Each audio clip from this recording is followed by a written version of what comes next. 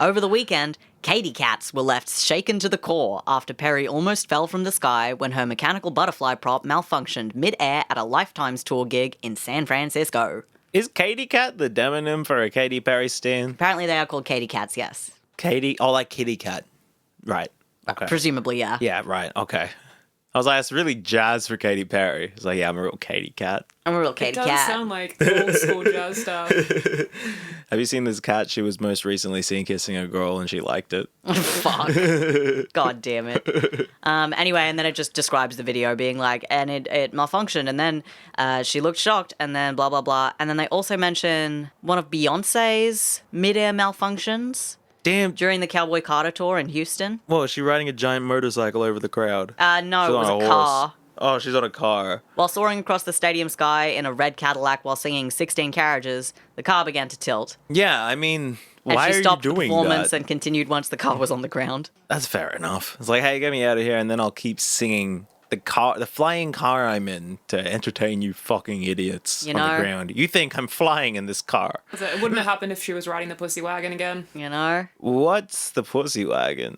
The pussy wagon from Lady Gaga. Telephone. Yeah. That... And it's a bit from Kill Bill. Yeah. Yeah. Okay. Kill Bill, I haven't seen, but I understand. I know, don't. I've tried. You promised me you would watch Kill Bill when we first started dating. It's been like... You thought you had the DVD. I do have the DVDs. I also have the DVDs at Clark's. I'll bring them. Yeah, I also have the DVD. I could go there right now and I could pull out the DVDs and be like, here are the DVDs of Kill Bill that you said you'd watch with me. You couldn't find them. How dare you, for starters? How dare you, for starters? So next episode will be a movie night. Yeah. But I was going to say I respect Kill Bill, but fuck Kill Bill. I mean, people are entitled to their sexual proclivities. I mean, let there be 1,000 blossoms bloom. But I ain't spending any time, right? But I ain't spending any time, right?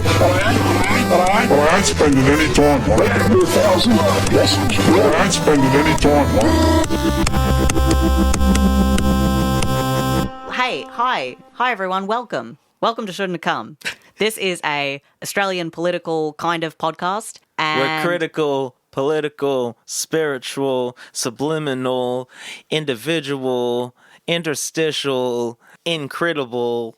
I'm from New Zealand. Fuck off. Podcast. You know how it is. You can rap so many things in New Zealand because their words rhyme with each other because they have one fucking vowel. Just brutalizing our New Zealand listeners. Or maybe one of them, who's to say? Try to listen to a podcast in New Zealand, it's just like, bah, bah, welcome to Joe Rogan, bah. Wow. Sheep everywhere. Hi, Yanni. Hey, Kieran. Hi, Casey. Hi, Kieran. Oh, yeah. Hey, Casey. Hi, Yanni. Beautiful. Yay. Well, today we're going to be doing a little bit of a news roundup, which I hope everybody will enjoy. Hello, main feed listeners. Hello, we're main doing feed the listeners. news.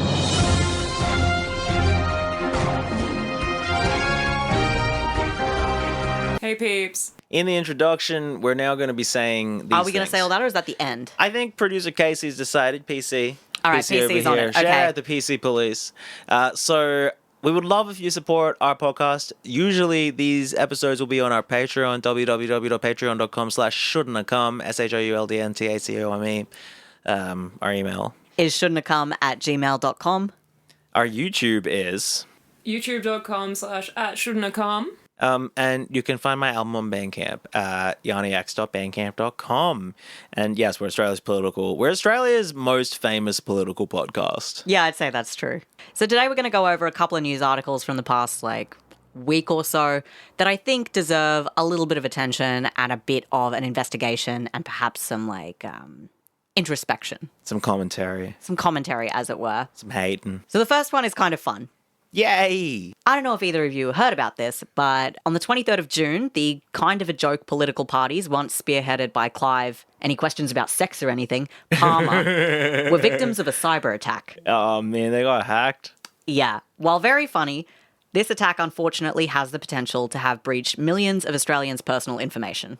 So, everyone that they texted? Well... Oh no. A joint statement, mirrored on both parties' websites, reads as follows. So both parties, we're talking about the Trump Patriots Party and the United Australia Party. And the United Australia Party, yes. Which is just Ralph Babbitt. You know. Babbitt. And you love Ralph so much. Man, Ralph Babbitt, come over. Man, let's talk. Let's talk about more issues. Important notice. We have got more issues. Important notice. Data breach notification. We advise that a data breach occurred on 23 June 2025, which may have affected your personal information held by the following entities or other associated entities. United Australia Party, Trumpet of Patriots. Damn. Heretofore known as the political parties. I never thought about how Trumpet of Patriots' acronym is TOP. Yeah, it is. We got WAP and TOP. WAP and TOP. That's hot. Oh, that's hot. That's hot. What happened?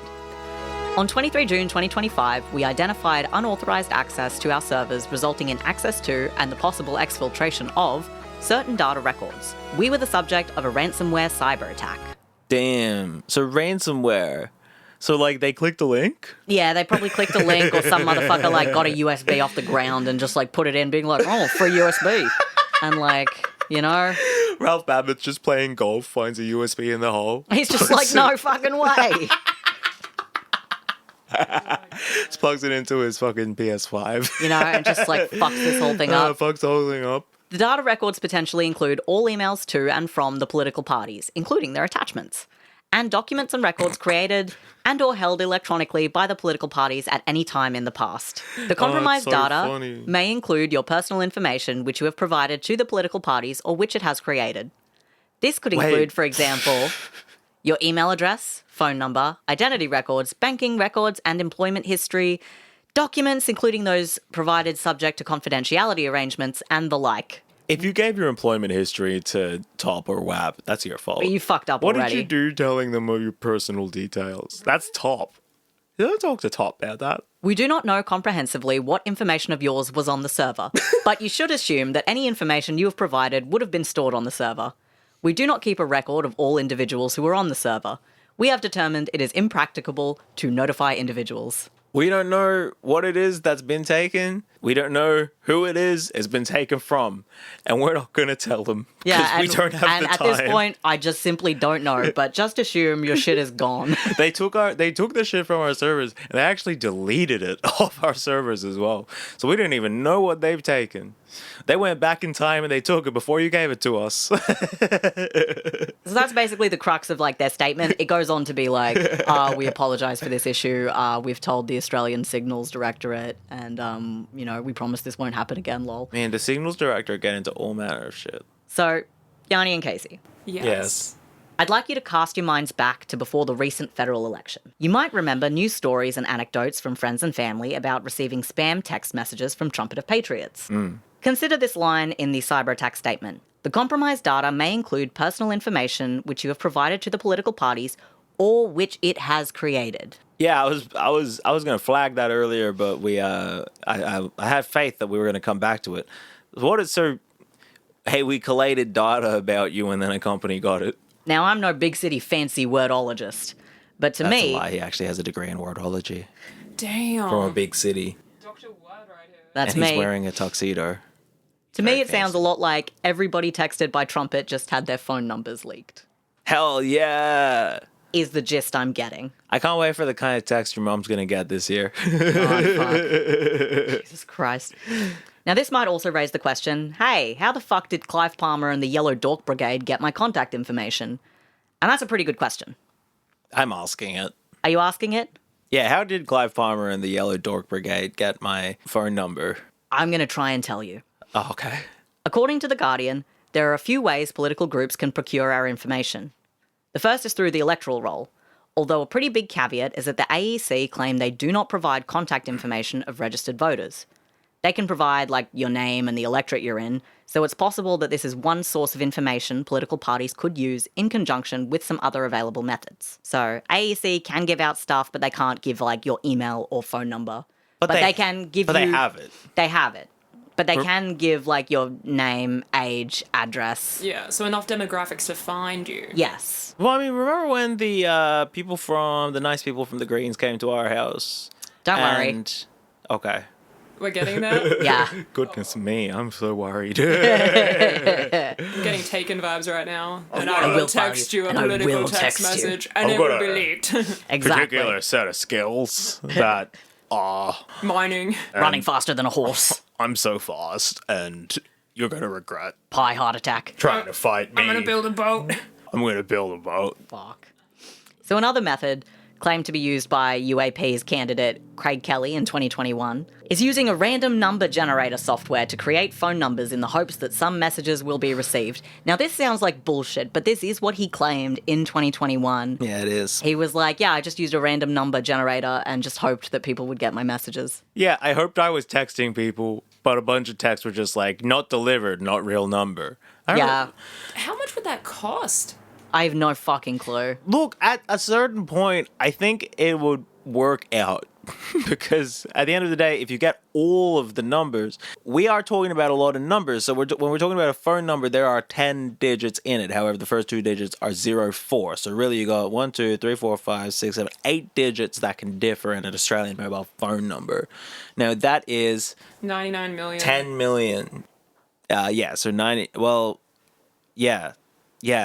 It's 99 million texts, and you get everyone. It's a fucking loony thing to do.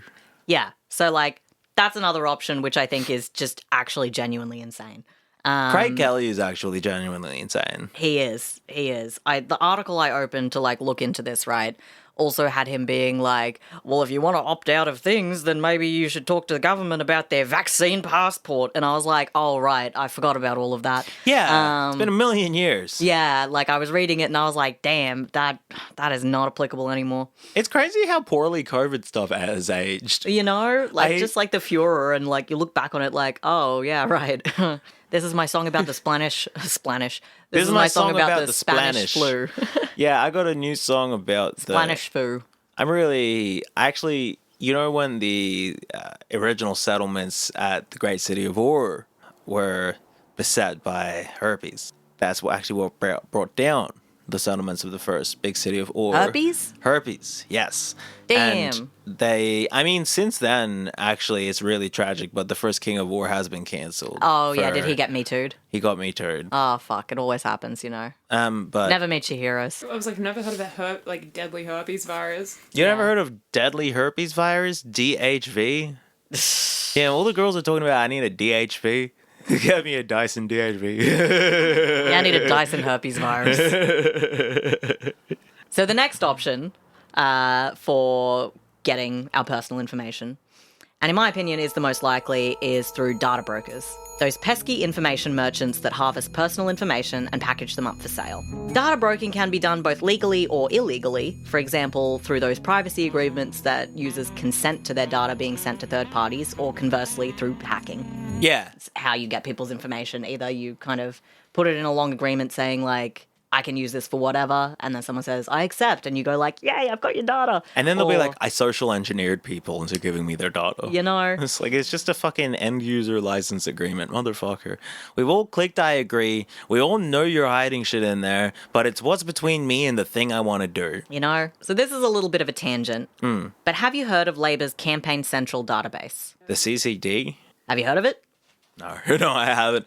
They have... God, it sounds ominous. I don't like the sound of it. It's a collection of voter information for campaign purposes, which makes sense. The Liberal Party has one as well. What's interesting to me is that this database assigns each individual a persuadability score, which is determined through that person's answers to political polls, robocalling, and other public opinion-based research. The aim of the score is to find swing voters, so parties can target them during election season. If you're the kind of person that gets a lot of political messages like texts, calls, email, and old-school mail during an election, you are likely in a database assigned as highly persuadable. This means political parties are going to be targeting you with messaging designed to pull you into their voter base.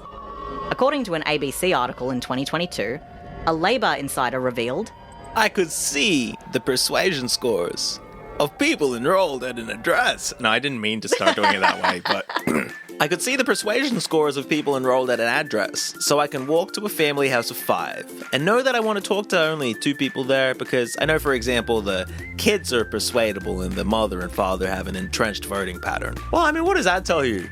The mother and father have an entrenched voting pattern, whereas the kids who are 19 and 21 don't, because they voted once. What?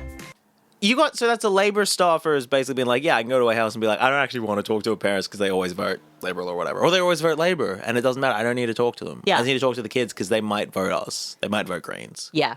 They have a persuadability score. I want to know mine so badly. Right? I want to know mine so... Is there a BuzzFeed... PC, can you see if there's a BuzzFeed quiz for your political persuadability?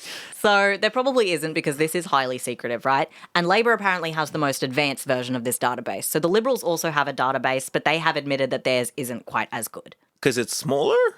I think because they just have... Because it's, like, done very secretly. Like, they can't, like, see what each person, like, each party has. They do keep it quite under wraps. But basically, when you have a high persuadability score...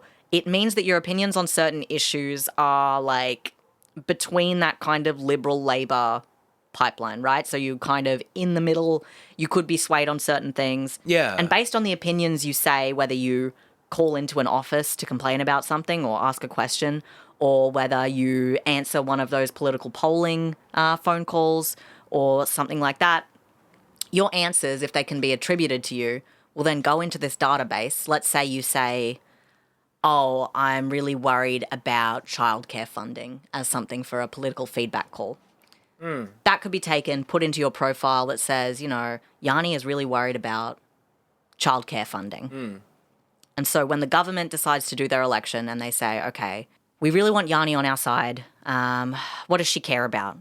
Childcare funding. Okay, what do we have on childcare funding? And they could send you out a pamphlet on their public, like, policy on childcare funding and be like, vote for us because we really care about childcare. And you won't get things maybe that aren't relevant, like, you know, defense budgets or something. Yeah. But they can quite literally target very specifically the things that you've mentioned that they can attribute to you and put that into actual messaging targeted for you. I hate to say it, but this seems like something that AI is fucking designed for. Yeah. Because you're just basically putting in a bunch of prompts. Because that's, like... The potential of that is scary, but I understand that currently the way they're probably doing that is, okay, everyone who's like a childcare person, send them the childcare pamphlet. Yeah. Rather than being like, here's the Yanni pamphlet, here's the Kieran pamphlet, here's the Casey pamphlet. But in theory, what AI would allow you to do is be like, okay, so here are all the attributes that this person cares about. Hey, AI, write and then you basically mass produce this prompt. Write a pamphlet targeting person with this name who is this age and has these attributes, went to these schools and cares about these things. Yeah. Refer to our policy platform. Boom, boom, boom, boom, boom. Yeah. I think AI will make that a really interesting, dare I say scary, kind of thing to be happening is to have, like, personalized political ads. Yeah, because, like, right now it's like this big net, and that's like it's scary, and also you're only asking people who you can, I guess, access information about how much they care about things. Like I don't do, like, many political surveys, but that's not because I don't think I would have a problem doing one. But they don't approach me. And I guess that's because I probably, for demographic reasons, have low persuadability. Yeah, and I have to imagine much the same. Like, I think, as you would have known with in-person interactions, as an example, when we went to polling booths and stuff and we're like, oh, we're voting Greens. People were just kind of like, oh, okay, and just kind of leave you alone. Yeah. But even then, like, even before we said anything, it's not like the Liberals were approaching us. No, like, they just kind of looked at us and gave us a smile, but they did not hand us a pamphlet. They were like, no. No, they could kind of see, like, oh, we're not interested Labour's like, in you. maybe, and we're like, no, actually. Well, I guess that's the thing. Like, this is, I mean, not that we were talking about it, I brought it up, but this is an example of Yanni's maxim. If AI can replace your job and it does fine, then your job wasn't shit. Yeah. And this would be an example of the fact that, like, the job of political staffers is largely just not shit. They just make a lot of busy work. They come up with these strategies and end up hyper focusing on a couple of very specific issues. And you see the outcomes, like the end outcomes of that in America, where it's like there were these jokes where it's like, yeah, 25 people in Pennsylvania or whatever are being approached, and politicians like focus all of their advocacy and their funding and their messaging on a couple of specific areas and a couple of specific issues where they're swing voters. Like, living in Canberra, being a Greens voter, your vote doesn't really matter. Living in a Liberal majority area, being a Labour voter, your vote doesn't really matter. They're not going to spend money trying to reach you on issues. No, but that's why they have this whole thing to be like, hey, if we reckon you're persuadable, then you do get substantially more contact from those political parties, because you're right, financially it's not worth their effort. Like for a hardcore Labour voter, it's no point for a Labour person or a Liberal person to engage with them, because it's like, well, shit, they already have you, or we were never going to. But it's the swing people and the people who perhaps have a strong opinion about a certain topic that you think your party's platform might appeal to. That's where you get that increased contact, which is crazy, because like I figured we had some sort of like database like that. I didn't know that it was as targeted as it seems that it is. I didn't think we had that level, but apparently we do. And it seems like the kind of thing that, based on how technology works, will only be able to get more targeted as time goes by. Yeah. There's more and more integration of Internet of Things style technology where devices, wearables, even, I mean, not to even mention apps or phones or whatever, that are reporting information, even biometric information, but just like even your consumer habits, what kind of life you lead, and the things you say back to companies which are, I guess, being bought by these political parties like the Trumpet of Patriots. Before we get off persuadability, Casey, did you find a persuadability quiz? I did not, but I can tell you the top two things that showed up. What are they? How privileged are you? And which ancient Roman ruler are you quiz? Thoughts? Do you want to know how privileged you are? Yeah, tell me how privileged I am. Let's figure out how privileged Kieran is. Yeah, I gotta know. Alrighty, check off all the statements that apply to you. Okay. Kieran, I am white.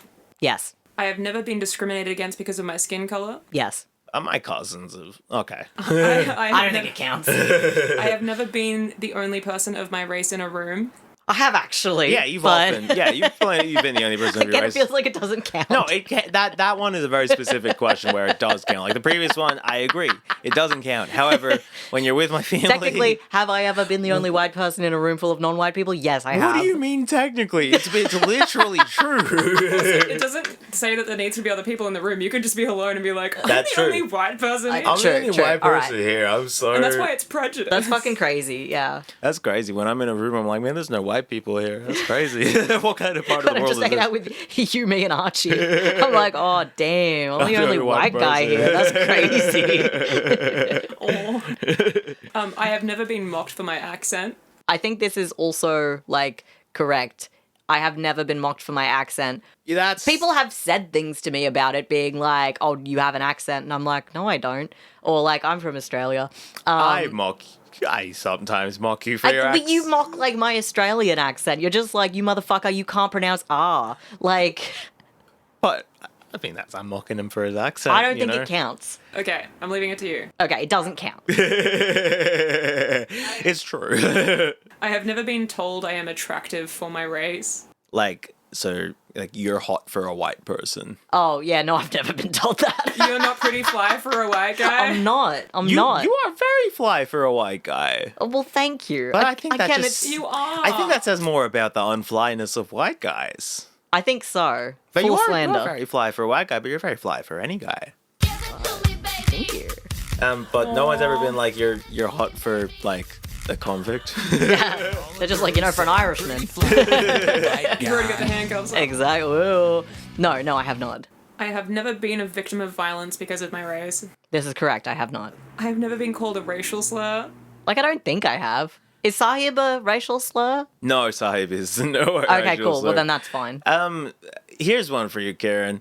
I feel like you've been called the N-word a couple of times. Oh, yeah. It's not my race, though, so... Yeah, it's different. It's very different. Yeah. But, like, technically speaking, you have been called a racial slur. I have, yes. Just not yet. It's just not one that's relevant to my race. Sahib isn't a racial slur. I don't know if we really have. Actually, we probably do, but I don't know any of the racial slurs for white people. What does it mean? Sahib Just means like white, right? Yeah, it just means like whitey in like Bengali and stuff. I have never been told I sound white. Yeah, I mean, but you do. I mean, I do sound white, though. That's the thing. You've been told now. Yes, I have been told that I sound you don't white. sound super white. I mean, unless you do your white voice.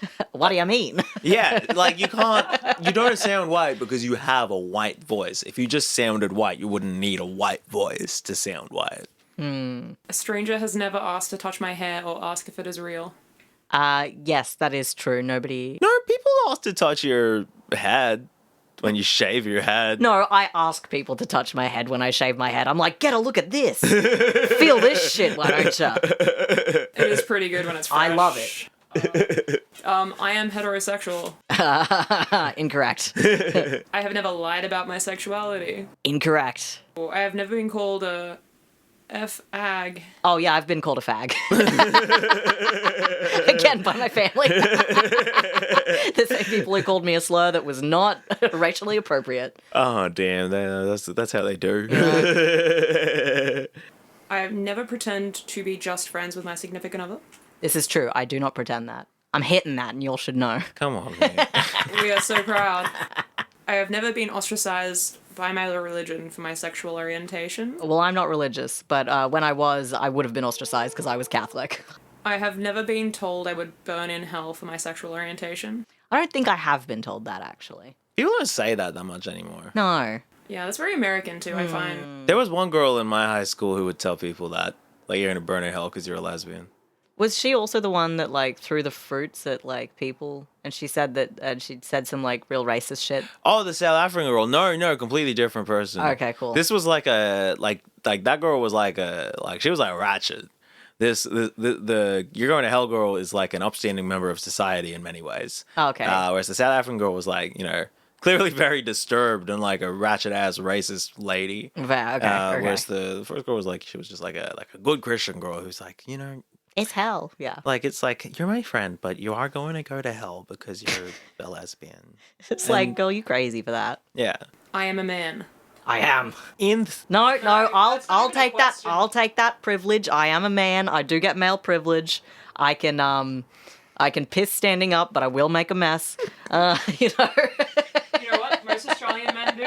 Exactly. I fit right in. Actually, that's a good point. None of these motherfuckers, they can't read, they can't piss. What's my score? Oh gosh, how many more questions are there? I don't know. It's not giving me a scroll wheel on the side to tell me. I'm gonna call it quits on this. I think it's too long. There's so many questions, getting so deep. How many more questions are there? Fuck All right. off. Well, I'm back done. to the news. All right, so back to the whole persuadability, Labor's campaign central database, all of that stuff. So why are you bringing this up, Kieran? You might be asking. Well, because the crux of the Palmer hack, as well as these big old databases held by political parties, is about privacy.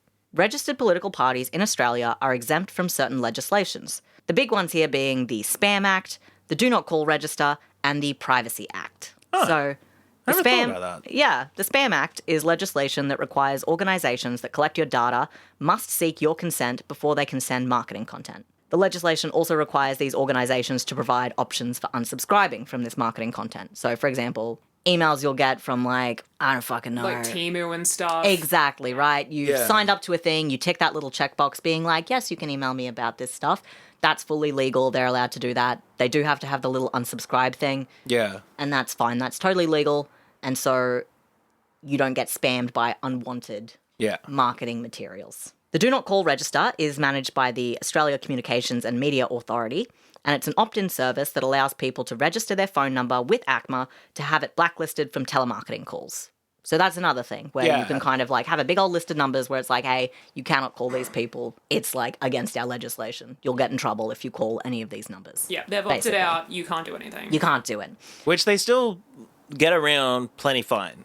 They do. Especially international companies. Exactly, which is like it's a whole extra thing about trying to prosecute somebody for it. But like, yeah, ideally, that's Yes, how it would yeah, work. yeah. Now, the Privacy Act is a bit of a beast, but essentially governs how organisations can collect, store, and use personal information. For example, Information collected for a specific purpose can only be used for that purpose and not in any other way. So if I were to contact a business with a complaint around a product, it's illegal for them to use my contact information to then send me promotional or marketing material. I really hated your hammer. It's like, that's a shame. Anyway, here's our new range of hammers. Can you believe it? Yeah, exactly. The Privacy Act also has rules around how data is stored, when and how to destroy it, as well as how consumers can request the removal of their data from these organizations. So it's a rigid set of rules that kind of dictate how you can hold stuff, how long you can hold it for, what you can use it for, and whether you're allowed to get that data in the first place for it being relevant to your business or whatever. So as I said, Australian political parties are exempt from these laws, meaning they can kind of collect anything and everything and use it however. Can I ask a quick question? Yes. Do they have the ability to collect your previous voting history? So, like, if I was to go in because I've always voted Greens first, does it remain somewhere? I don't believe so, because I think, your voting stuff can't be recorded like that. Yeah. Just based on how, our voting system... It's an anonymity with the ballots. Exactly. What they could probably do is look at, your, I don't know...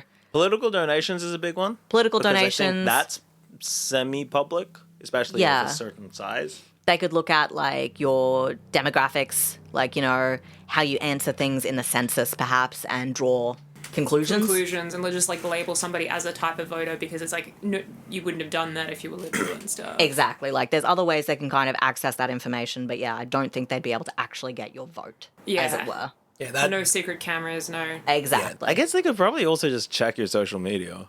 Yeah, I was going to say, if you just go on people's Twitter likes, you know exactly what they want. Exactly. Weird, I'm not getting brochures for guillotining the rich, then. Ugh. Guillotine party. Right for us. That would be a rave. Let's Guillotine. let's take the top off your taxes. Can you imagine the song that they play as the drop happens, but the drop's literally at the shame? Get Get some Skrillex in the background. But I ain't wasting any time on it. Vote one above the line. So, with the whole exemption thing, it also means that unlike with Qantas or Optus or Medibank or any number of hacks that have happened to big organisations, there can be little to no legal repercussions for a privacy leak from these parties. Even Clives? So Australians who've had their data breached in this recent WAP top debacle are basically fucked, right? Well, like everything else to do with Clive Palmer, it's complicated. How? What has he done? It is only registered political parties that are exempt from these laws. Trumpet of Patriots, therefore, is protected by their status as a registered political party. But the United Australia Party, whose political registration lapsed in 2022, is no longer protected by the status. One he tried to get back and couldn't. Mm-hmm. And so Ralph Babbitt's still there in Parliament as a member of WAP, but WAP isn't a party. Yeah. So what this means for people impacted by the data breach is well outside my purview to speculate on. But if I were to guess, we're about to see a new season of Clive Palmer versus Australia, taking place in a court near you. I'm so excited. I hope he sues Sandra Sully. I hope he sues Sandra fucking Dave Sully. Hughes. I hope he sues Frank Lowy. I hope he sues Tommy Telstra. I hope he sues Russell Crowe. The USB manufacturer that he picked up. Yeah, I hope he sues the USB manufacturer Lenovo. I hope he sues JFK, JFK Jr., RFK, The Chihuahua with no KFC. dick. FKA Twigs. You know, Clive Part 5. that's part 5. So, yeah, you know, that's that hack, which is, you know, it's one weird hack. That makes one weird hack that has makes the Australian public hate you. You know, It's at this point though, like, because politics is downstream from culture, right? I don't know if we've heard this. So culture already leaked my data years ago when I signed up for, I don't know, what was I into 15 years ago? Air Max sneakers newsletter or whatever. That's not real. some stupid shit. But like some stupid shit. So then culture leaked my data 15 years ago. Politics bought it from culture, from Facebook or whatever. And now they've like counter leaked it. And it's like, well, they already had it. You've leaked it back to the people that you bought it from. You know? And the world goes round. And the world goes round and round on its axis. Exactly. So, you know, it's kind of silly, but it did give me an opportunity to learn about Labor's, like, voter database. And I am quite intrigued by the idea of, like, these political databases where they do contain like a bunch of like voter information and wanna know my profiles and stats. shit. You want to know your persuadability score, right? I want to know my stats so badly. Like It's crazy, right? The whole time you've been thinking since then, my mind's been going on two tracks, and one of them is listening to everything you're saying and being like, "Damn, it's crazy," and the other one's just like, "Well, what's my persuade? Well, what's my fucking persuadability score? What happens if they were coming up to the house and then they saw the signage you had out the front and went, oh, yep, nope, they're set. Yeah, they could like. Apparently, this is something as well. They can like people who come in person to chat with you and stuff. Like they do also like record your like feelings and vibes and responses and shit. So they can like be like, oh well, people residing at this address had these thoughts. The people who are legally residing at this address are Yanni and Kieran, and they aren't interested in Labour. They said they're voting Greens. And then our persuadability score goes from like, whatever to being like, oh, low. So it's like, Yeah. oh, we won't talk to them. Well, actually, I mean that. And the Greens might have the opposite thing. I don't know if the Greens have one, but I imagine they probably do. Where it's like, I think the amount of money the Greens have compared to Labour is significantly less. true. Like the Greens have more money than they used to, for sure. We are still talking like an order of magnitude less than the Yeah. like monsters of the Labour and Liberal parties. Yeah. Because you get money for being elected and shit like that. Yeah. And I think their 12%. voters are more engaged and are more willing to be like, I'm a Greens voter. Exactly. Anyway, ain't that crazy? That is nuts. I do want to know if we have different persuadability scores. You and I? Yeah. And you as well, Casey. Yeah. What do you reckon the 3 persuadability scores are for the 3 of us? Do we think it's out of 100? Yes. So, and we're all like early 30s. We're all queer. For Labour, there's like queer Labour voters. Yeah. There's queer, so that's We got a Penny. you two are white. Mm-hmm. I think out of the 3 of us, because you're in a laboring job, you probably have the highest persuadability for the Labour Party. True. Casey, because you're employed, you're probably next because you actually have a job, and then me, my bum ass, as a independent podcaster, they're like, "No, we're not gonna get her." It's She's also done. a political podcast that like rips on every other side. It's just like we've listened and It's like, oh yeah, we've been logging all of this in the persuadability meter or whatever. We didn't think we were gonna be able to convert the person who wrote the 3-part "Fuck Anthony Albanese" series. We thought, bit of a challenge, might not. you're not only not persuadable, you are blacklisted. I'm blacklisted. They're just like, I'm do not blacklisted. contact. Yeah. Plus, Yanni, do not interact. you know, Woo. Woo. DNI. that being said, if anyone wants to call Labour Party, go on. Give me a call. We Persuade can chat. me, bitch. Persuade me. I want to know what my persuadability score. I want to know what other stats you have. I want to know if you have my like 3-point percentage. Labour, call me, change my mind. Yeah, call me, change my mind. Do it on the pod. But like, I want to know if you have my like, how many times have I like tripped over in the morning going to work? Do you have that number? I want to know.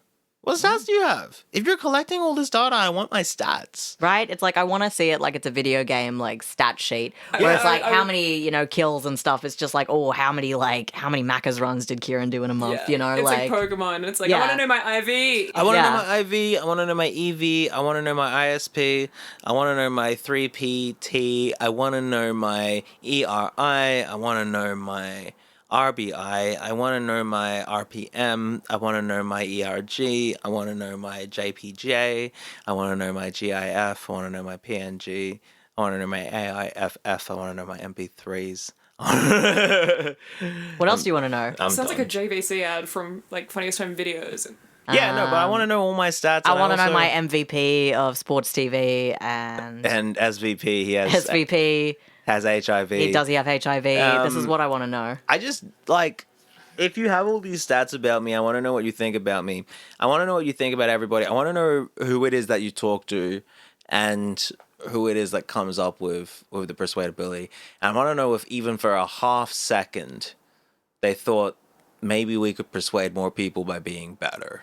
Props not. No, I probably didn't. Anyway, that's the first bit of news that I had for you today. That's the fun That one. was good. If I I like remember it. correctly. That was the fun one, yeah. So I'll move on to the next one if everybody's keen. We're going to change it up a little bit. The implication is that this one's not fun. That is the implication I and am perhaps the truth. I am scared. So, hey, have you heard about this cool new trend in South Australia? It's called, Racism. not quite, it's called Karenia mikimotoi. And it's killed over 12,000 marine animals in and around Adelaide. No, baby, that's Japan's most famous actor, Karina Mikimoto. Sorry, how many animals? It's killed over 12,000 marine animals 12,000. I forgot you said in and around 1,000. Adelaide. What is it called again? Karenia. Karenia mikimotoi. That's my favorite Studio Ghibli movie. Yeah. Karenia. Is it a plant? Oh, sorry, did I say trend? What I did mean to say was toxic algal bloom that has grown to cover 4,500 square kilometres of coastal ocean and is at points 20 metres deep. 20 meters Okay, of so it's algae? an algae. Yeah, Man, someone call a mare. 20 meters deep? yeah. Wait, of algae. Oh my god. yeah, How so big did you say it was? it is 4,500 square kilometres of coastal ocean in coverage and at points is 20 metres deep. That is gross. How- It's just a big ball of slime. Yeah, so for scale, an article published in The Guardian said the bloom is double the size of the ACT. Oh my god. There is double the size of the ACT. You can can you see this on satellites? Can you see? Yeah, there is some I don't have them readily available, but I can get them. There are images they've got about the chlorophyll based from the algae, it produces chlorophyll or whatever, and you can you can see it. What? What? Yeah, so enough about me How yapping. Let's hear the account of a local surfer from the article, and I'm just going to pull this one up. This is one for me to read. I'm so stressed. How did this happen? Anthony Rowland was heading out for a pre-dawn surf at Waitpinga Point when he felt a tickle in his throat. He was out on the pristine water as the sun rose on South Australia's Fleurieu Peninsula. What peninsula? Fleurieu. Sounds like Who are a you? playground insult. Sounds like a Pokemon. He then headed back up the hill towards the car park with his friends. Halfway up, all three of us were barking, he says. When they reached the car park, it was full of people coughing. That was the second I realised something really bad was going on, he says. A bunch of surfers. It was like, man. What's It was going on? Saturday the 15th of March. When he went back the next day, a sickly yellow-brown foam had been whipped up along the shoreline. What do you mean went back the next day? He's a surfer, he goes surfing. Fucking go elsewhere. You got sick They have yesterday. their favorite places. Yeah. Oh my god, surfers are a problem. Dead leafy sea dragons and fish carcasses littered the shore. We went back the next day and it was a massacre. Rowland, who's a surfer from nearby Victor Harbour, who can now be described as a citizen scientist, tried to alert authorities without success. Who did he call? So the media began reporting about the mysterious foam and asking questions about its links to symptoms in humans and in death among sea life. And yeah, that's basically his report on that. And that's right, friends and foes. This algae not only kills animals, it also causes adverse effects in humans. Yeah, everyone got sick because they were all surfing. I guess the fucking foam from their surfboards is just kicking this algae into their mouths. They can't Yeah. see the giant algae the size of the ACT twice. You know, 20 luckily meters deep. Luckily, these effects for people are pretty much localized to the exposure sites, meaning you'll experience short-term skin and eye irritation, shortness of breath or respiratory issues while in the affected area, but these symptoms typically resolve within several hours of leaving. Unfortunately, for our sea-dwelling neighbours, the growth and death of algae results in a massive drain of oxygen from the water and damages gills. Seeing as fish, sharks, starfish, seahorses, eels, dolphins, rays and shellfish can't really leave the exposed area, they are suffocating to death. Okay, that's fine. I don't care about dolphins. I don't care about sharks. It's fine. They're none of them. What's an eel ever done for me? I've never had my life saved by a dolphin.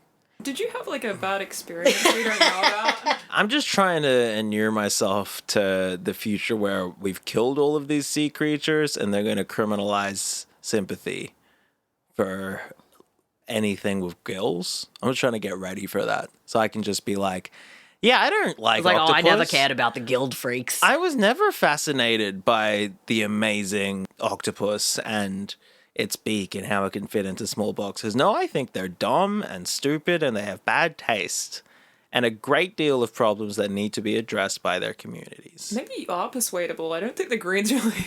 Yeah, okay, we'll make sure this is logged in your persuadability score. This is purposeful. This is- You're trying to look. be persuadable right now. No, low-key, I'm one of the most persuadable people ever until you stop speaking. The moment you, while someone's speaking to me, I believe them. And then they stop speaking, and I'm like, wait a second. Like, I'm now thinking about what you said. No, I don't like it. That just means you have an anxious attachment. I as always... Call her out. Call her out. As always, I dispute all terms that sound like someone's already come up with them. Makes it really hard to talk to me. So you might be wondering, hey, what's causing all of this? That was exactly what I was about to ask you, yeah. So we haven't heard from her recently, but she's always around, and it's our girl climate change. The timeline of events provided by The Guardian is as follows. So in September of 2024, a marine heat wave kicks off in South Australian waters. Temperatures reach 2.5 degrees above average. Oh, that's hot. 6 months later, in March 2025, weird sea foam is recorded washing up on beaches in the Fleurieu Peninsula, and there are reports of more than 100 surfers falling ill and deaths of marine life. Marine biologists discover high numbers of the Karenia mikimotoi in the water. Damn. In May, the bloom has spread along more than 150 kilometres of coastline and has killed members of more than 200 marine species. Furthermore, a powerful storm causes high tides in the area, pushing the algae-contaminated water into new territory. In June, further testing sites surrounding the initial outbreak indicate that the algae has spread. More high tides and storms continue to spread it, including into Adelaide's coast. The most recent update from the government of South Australia's Department for Environment and Water dropped just last week, advising that they are monitoring multiple sites for further developments. Their observations show that while temperatures have been decreasing in shallow coastal and Gulf waters, deeper waters are still in the throes of a marine heatwave. In this update, they also advise how long this algal bloom may last. Quote, Similar blooms around the world have lasted from a week to several months, depending on wind, rain, and ocean temperatures. Nothing can be done naturally to dilute or dissipate the bloom. yeah, and according to the current science, that actually kind of seems to be true. We hear from estuarine ecologist Faith Coleman, as well as marine biologist and underwater cinematographer Stefan Andrews, in the Guardian article as well. So Faith Coleman has floated, and that's no pun intended, the idea of introducing another type of algae to the areas called the sea sparkle, as it's known to consume Karenia mikimotoi. However, given the size of the current bloom, we don't have enough sea sparkle to make a difference. So that one's kind of like dead in the water. Anyway. Sparkle, I believe in you. Yeah, you can't fucking get the sea sparkle and bring this water back to life. That's fucking... It's magic. It will find a way. It's the sea sparkle. The only viable solution seems to be waiting for colder currents to disperse and flush the infestation from the coast. And in terms of future planning, Coleman also advises that restoring seagrasses and kelp forests would also help lessen the impacts of another bloom. Obviously. Stefan Andrews is the co-founder of the Great Southern Reef Foundation, and his organisation has been monitoring the bloom as well as documenting the devastation underwater. He says, and this is another one for you, Yanni, People have seen what's washed up on the shoreline, but that's just the tip of the iceberg. All of the habitats that these marine creatures depend on is deteriorating, but it's happening underwater and it's going unnoticed. So he's apparently also been taking videos of like underwater and stuff. And apparently he's seeing like real fuck shit under there. Like he talks about in the article that there was like a sea star that he saw underwater that was clearly dead, but like was like rotting from the middle outwards. So it just had a massive like donut hole in the middle of it. And he was like, that's not good. Twinkle, twinkle, little star. As well as seeing just like, you know, dead animals and bits of reef ecology, like, you know, sea cucumbers and, you know, other like anemones and shit that are like typically on the ground have just been kind of like uprooted and just are kind of like dead and floating and shit. He was like, yeah, it's not good down there. It's pretty bad, actually. Jesus Christ. I'm imagining like a massacre on a spaceship. That's what it would feel like going through. Yeah. With just like limbs everywhere. Yeah, Parts like it's kind of shit fucked. everywhere, bodies everywhere. And I didn't include any of these for us to look at because I did kind of find them a bit confronting. But there's shitloads of photos online that you can see from like all the like coastal wash up of creatures. Like it's just heaps. Like it's like octopi and stingrays and sharks and like all these different fish and like seahorses and like just a huge range. Like by the time this article was written, they said that there was roughly 400 different species had like die-offs, and you know that's over 12,000 animals dead. And yeah, it doesn't seem like... And they're waiting for colder water for it to dissipate. So what, another year? They're hoping for it to kind of flush itself out, because it seems like from the timeline, the hotter waters have made it easier for these guys to like breed and reproduce. Yeah. And has also, in general, made it harder for other organisms that live in the water to survive, because it's hotter, so they're all like, you know, more vulnerable. Yeah. Then there's a huge variety of storms, right? High tides, storms. That kind of kicks up a lot of shit in the ocean and kind of like, you know, like a snow globe, kind of like you pick it up and shakes it around. So all the shit that might be down on the bottom or whatever kind of floats around and spreads everywhere. And basically with these two conditions where it's a really good breeding time for this organism, plus it's just getting like shoved everywhere, like blown all around. Right. Just means like it's able to go a lot further than you'd naturally anticipate. So they have had like a bloom of this particular species before in 2014, I believe, but it seemed like it was more concentrated into a bay area because that's where the flow of water was and there wasn't those like big storms and shit. So, you know, you couldn't just like, you know, accidentally like pick up a chunk and it goes over here and then water's nice and warm, so we'll just reproduce a whole bunch again. And it like spreads out, it kind of links with itself, becomes this mega city of algae. Yeah. So that's kind of where we're at the moment. Is the reason that it has been so crazy is because, you know, global warming means it's going to be easier for this stuff to reproduce. Storms, which is also an element of climate change, means it's a lot easier for those like spores and shit to just spread, like just go crazy on it, you know?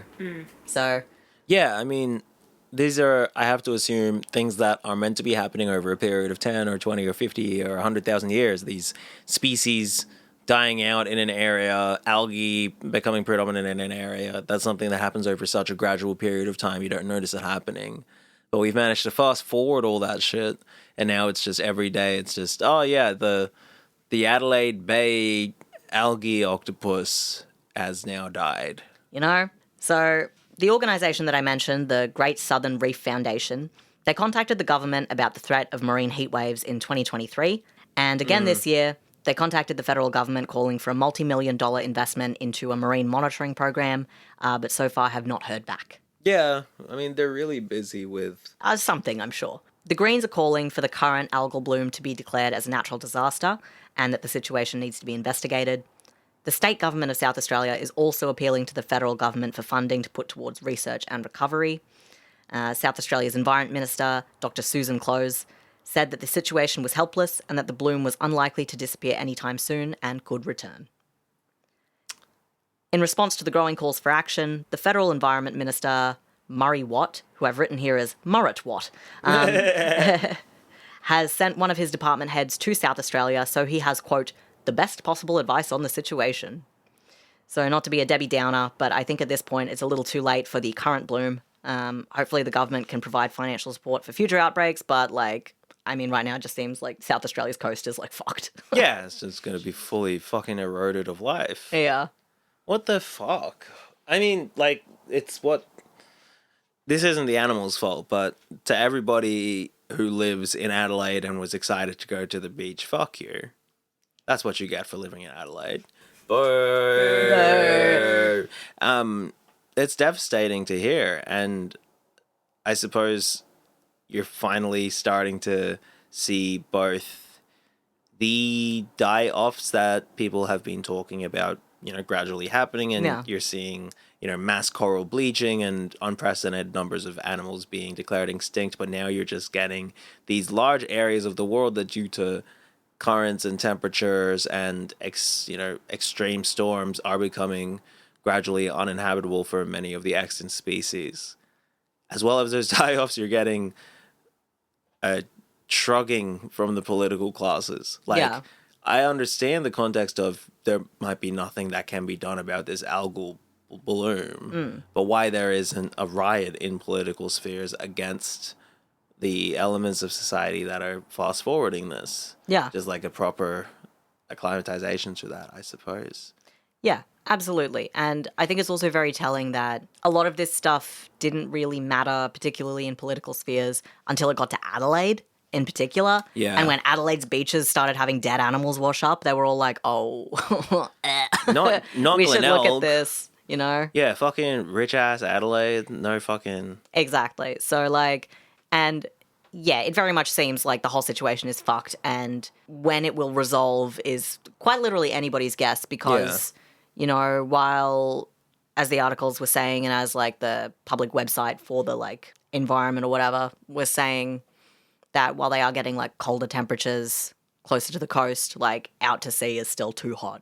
Yeah. So it's like, well, tides come from What the if- sea to, you know, the coast. So like, What if this is the year where sea temperatures are just not going to get colder for a couple of years, you know? and that is just the entire southern coast of Australia? Yeah. That'll be what they fucking deserve. Those fucking Adelaideans.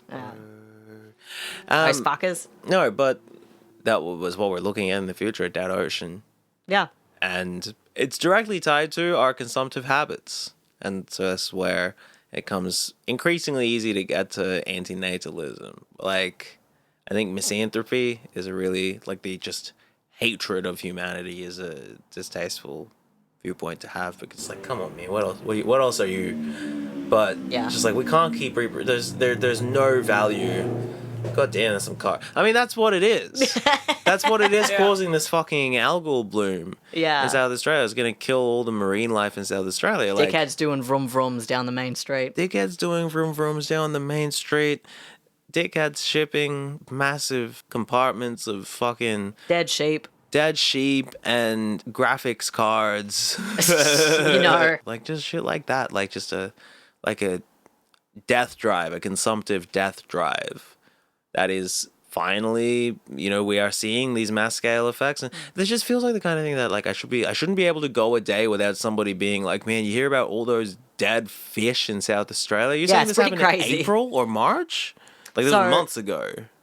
So the heat wave started in September, and the first evidence of the like big bloom happening was in March. And then it only got to, I think, Adelaide in like May, June. I wonder if Alfred had something to do with it. Yeah, well, apparently there's been a few storms out that way as well, which has Yeah. caused like a lot of high tides and just like shit like moving all around. Because we had that huge low like a month ago. Yeah. Yeah. Adelaide, you know, Adelaide has a west-facing coast. It's an interesting thing about Adelaide. Really? Yeah, it's on the... It's got a weird little like, it's like cupped or whatever. Yeah. Like yeah. Yeah. That's all I really had about Adelaide. Anyway, so that's that. That's pretty Because depressing. when I went Yeah. there, I thought about jumping off because Because I was in Fucking Adelaide. Adelaide. I've been to Adelaide a few times. I really like Adelaide. persuasion again. Oh, All these God. lies just to change You the know, fucking stats. fuck, gotta update her score now. Yeah, man. Every what's time my now you say persuasion that. score? Yeah, no one. You can't tell survey says that I like Adelaide. no, fuck Adelaide. Look, I'm glad there's sea lives dying. I don't give a shit. I don't know any octopi. You think I've Awesome. got any octopus friends? Clip that. Yeah, apparently it's like real bad. Stains the 20. shore and stuff. That's what it'll be Like, red, right? Is it and- red? I don't think it's red. I think it's like a brownish yellow. Ew. It's like So it looks like- mucus almost. Oh, that's gross. So like, Ew.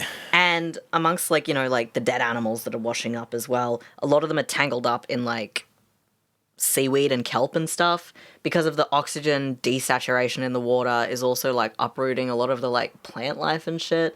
And so like it's all just like washing up like just in like clumps. Yeah, well, where I'm from, we had, there's a huge island that has a bunch of mutton birds on it. And there was this one year, I can't remember what happened in the event, but, like, easily, 60% of them died. Fuck. So for, a month, you just had all these dead, fat black birds washing up on the Yeah. beach. And you still find their bones sometimes. It's fucking wild. Yeah, and it was just, Holy fuck. grotty. Because, that would have been, that would have been 10 years ago. Fuck. And Like, you're still finding bones of these fucking... Yeah, because like a lot of them washed up, like, and then went back out and washed back up, and after Yeah. a while, bones bleach, especially like bird bones. So like last time I went back, like I found a bone that definitely is a bird bone, but I can't tell if it's one of theirs. But people just still find like some of the rib cage and stuff. Yeah, well, yeah, because it's just like, hey, the motion of the ocean, as it were, is just going to keep pushing and pulling shit around. That's just going to be South Australia for the next 40 years. Yeah, just like dead shit keeps washing up. Welcome to Bone Beach. Yeah, I was gonna say it's a bit different than finding bird bones. So like, oh yeah, a shark skull just washed up. You know, oh god, another one.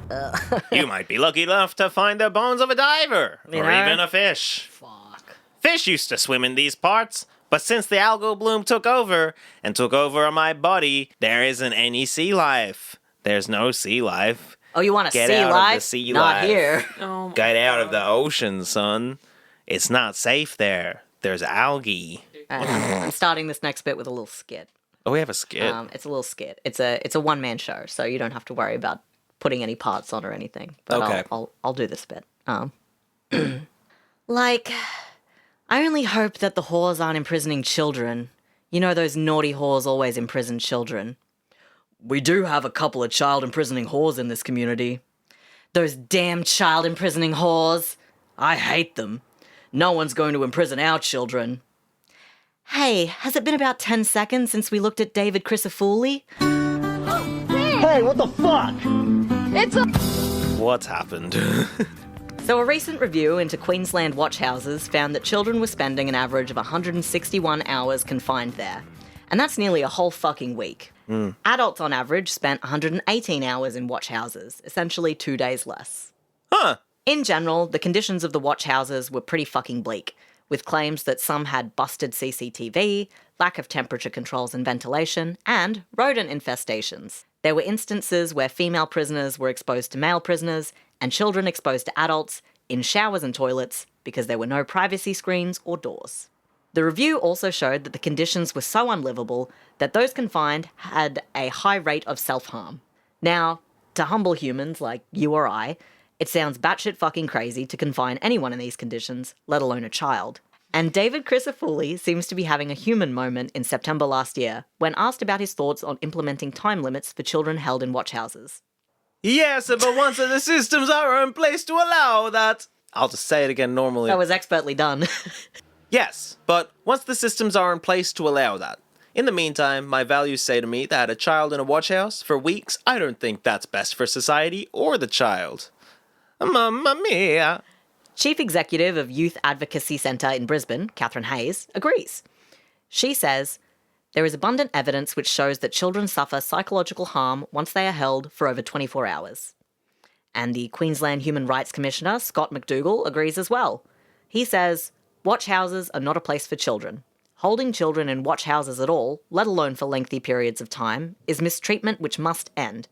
So it sounds like we're all in agreement. This should be a pretty easy solution, right? Yay! I'm glad we sorted this one out. Pop the champagne. Get that ribbon on that freaking. Ah, shit. I forgot about the other part of Crisafulli's statement. He also said that he couldn't guarantee that within 6 months there will be less kids in watch houses, or that there will be no kids in watch houses, but he did say that he reckons there will be less by the time his term ends. So that's good news. Why even fucking try? Oh, wait, hang Why on. What's this fucking ABC try? headline? Queensland government refuses to set limit on time spent in watch houses by children despite LNP promise in opposition. They Naturally. lied? Police Minister Dan Purdy, or should I say Bad Turdy, says... Wow. It's your boy Bat Turdy. This is my favorite one-man show. What does Bat Turdy sound like? The Crisafulli government is not in the business of setting arbitrary time limits. Our focus is on fixing the system so children don't end up there in the first place. Now, if you know anything about the current adult crime, adult time policies, I know a little. you'll know that this is a fucking lie. Yeah, it's a fucking bullshit. They love imprisoning these kids. We've discussed it before, and no doubt we'll keep talking about it, but Queensland is terrified of young people and wants to punish them as severely as possible at any given moment in time. And this review is just another notch in the bedpost of ways we fail children in this country. You can fucking hear them coming to kill these kids right now. Yeah. That's a fucking disgrace. I mean, how long ago was it that we covered the ligature points and Jesus Christ, what's happening out Did they there? just do a Yui or something? I think they did, or it's two ambulances like going past each other, where it's just like, well, then you all should be going Ambulance to. race. I wonder You if know? they do what bus drivers do, and they're just like, yeah. They're just like honking. They're just like, oh yeah. Yeah, who you got in there? Oh, damn. Hope they're okay. Oh, they're not. Damn. Ah, shit. Anyway, good luck, rest of you. Hope they don't die too early. The fucking ligature points in prison, where it's like prison, which is a situation that when you put someone in there, you are assuming that they're going to try to kill themselves because they are in prison. And you are not taking away the way for them to kill themselves. And, I think everyone can come to their own emotional conclusion about how they feel about that. But at the end of the day, you're putting people in a situation that at least some people recognize as being something not worth living for if they repeatedly end up in that situation. Yeah. And they're kids who, I understand it's hard to look at the failures of society and not want to see somebody who has failed when you're trying to reconcile that with the fact that you're not somebody who is experiencing what this person's experiencing. You haven't had to break into a store to have enough food to survive, or even just to have the nice things in life that you're kind of told that you deserve. And to look at that failure of society and say, this is because of the whole way we have done things, the establishment of wealthy means also the establishment of the poor, the establishment of legal criminality, whether it be tax avoidance or avoiding paying penalty rates or whatever, which I did hear Labor is like trying to do something about. It's like, oh, they're still going to manage not to, motherfuckers. Yeah. The outcome of that is a underclass of people who destroy by their sheer existence, because their existence is of no meaning. They can't see any part of society that they fit into. There's no opportunity for them. Their parents have been in that situation, and now they're being born into that situation. They're born with the understanding that there's no point to all this. Yeah. And the whole watch houses thing as well, let alone like getting into youth detention, which is already like another whole issue. But the watch houses, to my understanding, is where they're being held from point of arrest to point of like court date. Yeah. Or like, something along those lines where it's like, hey, we keep them in there until until we work out like what we're keeping them there for, basically. Yeah, and then they can go to a facility because we'll be like, oh, cool. So we'll have you until, I don't know, 6 months when we do your actual thing. But something that is interesting to me as well with all of that is that you can actually see, so QPS has a document that they update allegedly every day that tells you exactly how many adults and children they have currently in watch houses. So currently right now across the state of Queensland, in watch houses, we have 7 children and like 390 adults or something like that. Is that an actual number? Yeah. Oh, damn. Yeah, so apparently they update it quite frequently. And there was a report that I didn't get time to fully delve into that was talking about like the length of people who are put into children who are put into watch houses. They're not people, they're not kids. People, they're just kids. kids. Just children. That get put into watch houses multiple times. So these are what we would call, I suppose, like repeat offenders. They're kids that get arrested a lot. And the correlation between how long they have to stay in watch houses versus how often they're arrested. And it seems kind of like, the more you are arrested, the longer you end up staying in a watch house. Yeah, because it's clearly fucking working. It's like, the last working. time we fucking arrested this kid and threw them in a watch house, it clearly cured whatever situation was causing their criminality, as it were. Yeah. So we'll just put them in for longer. There was a kid who was in a watch house for 30 days. 30 days? Yeah. And now, being in the watch house also has a lot to do with bail as well, right? And bail conditions. Yeah. And whether someone can actually meet bail conditions, whether their families can meet bail conditions. Yeah. And in the event that they're not able to do so, for whatever reason, that's where the kid stays. Yeah, and primarily that's going to be something that happens to kids who don't have money. Yeah. Who come from families who don't have money. Yeah. And so you've just got this poor fucking kid in a watch house for 30 days. Yeah. Being treated like a monster by David fucking Crisafulli. Yeah. So, I'm going to send you to a watch house for most of a month. A whole month if it's a September, April, June, or a November. And All the rest I have a 31. Except for February alone, which has 28 and 29 are in a leap year. And I'll put you in a watch house for all 29 of those days, you little motherfucker. See, now I like the way that you do that accent because it's almost Italian, but it's mostly Caribbean. Yeah. It's a me, David Crisafulli. With a bit of flavour. A little bit of that. I'm a Sicilian. But you know, so... Island boys. Oh, Christ. So, good news all round for the whole, like, we want children to be punished. Yeah, I'm really excited. You know, we haven't put them in the work camps quite yet, but No, we yeah. are holding them in random holding cells wherever for however long we like. Oh, I think we can solve these two problems together, right? You got all these kids in the watch houses, just put them in the algae, and then they can eat the algae. Kids eat the algae, and we get their thoughts afterwards, and we put those thoughts in the voting database. That's exactly right. And then we know how to appeal to those kids in the future because of all the algae brain damage. Of course. Were you an algae kid? Hey, thank you very much for coming to the support group. I'm an algae kid. Yeah, I mean, you're not Australian if you weren't a prisoner who ate algae You know? in your youth. Yeah. That's the real Australian experience. Yeah, you know. That's a real Australian story. Core 2025 memories. Being imprisoned and eating algae. You thought COVID was bad? For 3 months, I had to eat algae for the Australian government. Anyway, so that's what's happening in the news at the moment that I thought was worth having a little chat about. You didn't want to celebrate the England and Ireland Lions beating the Australian rugby team? I didn't. Damn, neither did I. Yeah. That was bleak. The fun one wasn't that fun, and then you had the algae death. And then from there you went to the kids in prison. And I'm like, in my head, I'm like, well, what am I more sad about? All the dead sharks or all the tortured kids? You know? But like less tortured kids than dead sharks. Which makes me sadder. You know, but yeah, listen. It's not it's not good news. Like No, it's not. It's not good news. I do increasingly feel like we're charting a societal collapse. It's like, okay, we got mass die-off of fauna. We've got imprisonment of the future, and we've also got Mass surveillance and data collection. You know how it be. yeah. Hey, that was the first part of the Yeah. episode. What do you think's gonna happen? Oh, me? Yeah, Much the same, I imagine. Here's what I think. I think most of this will just like keep going. So we'll great. have like, you know, more environmental collapse, and we'll have less rights and more privacy breaches, and then probably there'll be more things criminalized or decriminalized in weird ways that make it more like, I don't know, easy for the wealthy and hard for the poor. And then I think it'll just keep going like that until we reach like a really cool point where it all intersects. And I genuinely can't predict what that intersection will be and what the inciting event will be.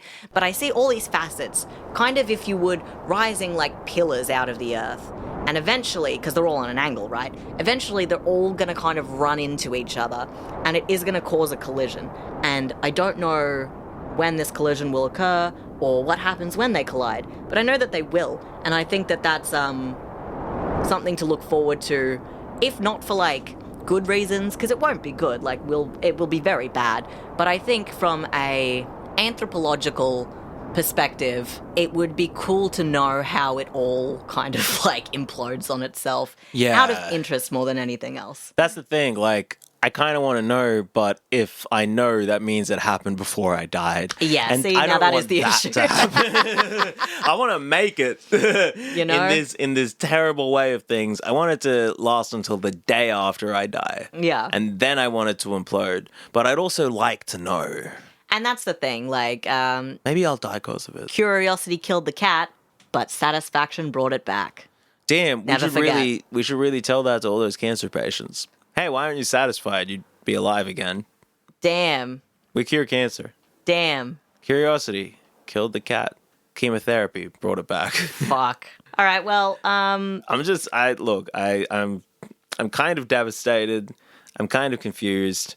And when it comes to kids in cages, I give it a big thumbs down. oh, you don't like that? I don't like kids in cages. You'd prefer them in the algae? I prefer the kids in the algae. We're just wasting a Why resource. Why don't you want to throw Chris a Foley in the algae? I mean, he's slimy enough. Well, he's just going to slide across it because he's all slimy. No, I'm going to throw him back into the algae. Oh, it's a family reunion. He'll absorb it, be some kind of They're just fucking cousins. Like, it's the algae. It's so nice to see you. I really enjoy the killing of the animals. I've been killing the animals of my own kind. Anyway, we've been Shouldn'ta. Thank you so much for listening, everybody. You can follow us on a Patreon. You can. You can follow us on Patreon at patreon.com/shouldntacome. SHOULDNTACOME. You can email us at shouldntacome, that's the same spelling again, at gmail.com. Our YouTube is youtube.com/@shouldntacome. And you can find my album on Bandcamp, yanniX.bandcamp.com.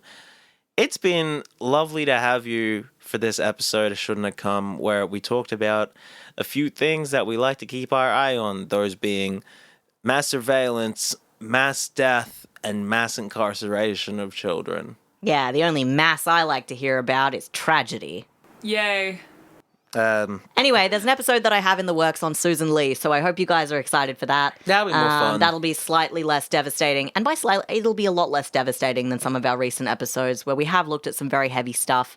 I do want to get into Susan. She's a bit quirky. I hope you are as fascinated by her as I am. She's a quirked up white girl. She's a quirked up white girl. Shut up.